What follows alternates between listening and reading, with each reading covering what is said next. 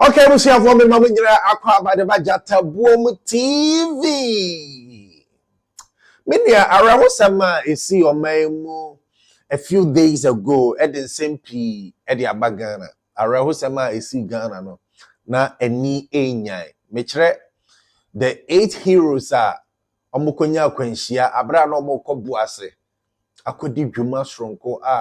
efa small scale mining ho. Na cheze dwumadia Omampeni John Dramani Mahama ede agugu apono so se embeboa na into galamsey ase embeboa na afa youth no enya adwumaye no na adwumadie no ekoso ewo boase na Omampeni na eye the guest of Anna kese chinchirinchi ana nka oko dwumadie na ase na Danny Drew hono president and to me anko inti doctor omane boama ene oma ekeka ho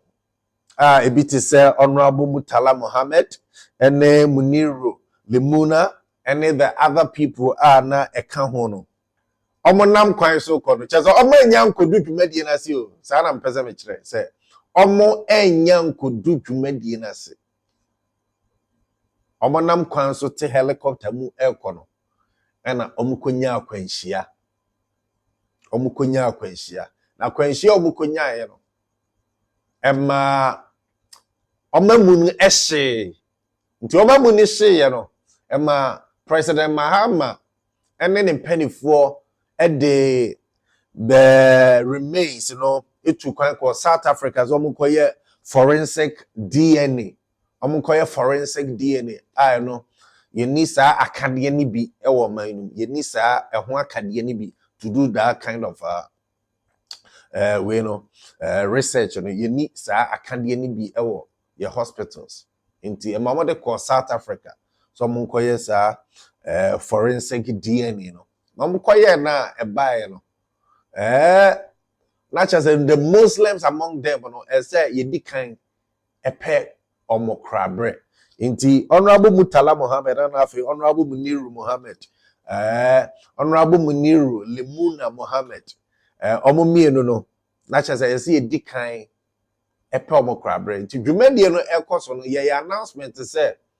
wa wo de emunika because ye nhyehyeye a ewo Islam mu say ansana ye besie obi no ye announcement say wa wo di nipa ne kan bra bedan ho di natu aka no wa wonso omode oka no eno nso bra beka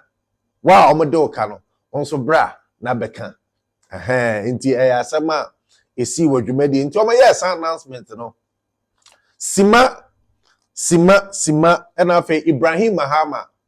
Ibrahim Mahama osikani belebele a owo Ghana Ibrahim Mahama etu ne bofo se waye krado se obetua saa akane nyina se o se o proof se honorable Mutala Mohammed and afi honorable Muniru Limuna Mohammed ede woka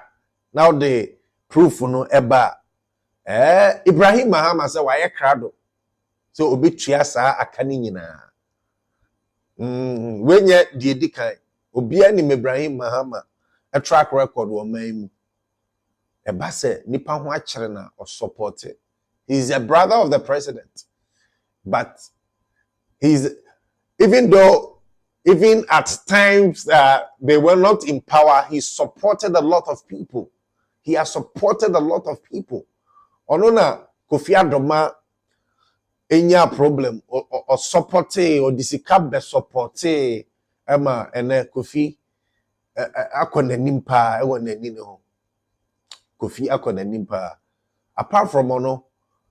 I just say Ibrahim Mahama ante say asama to be anas obi hiamboa so odene private jet ebe support ni ani so odene sika air support ani he is always supporting the Ghanaian people inti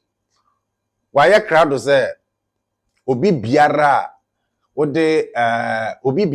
honorable Mutala Mohammed And as a honorable Muniro Muhammad, Edoka, Ubi Biara, Omodeoka, Utimi the proof on a bar. Ibrahim Mahama say why crado, say Ubitua, say Sikani now. Ediama, sa Asumesi and I say Obenteno. Into Ubi Biara, Omodeoka, ya announcement. Now, Demo also, what the Omoka, ko na kutua Emma Ebusuafo.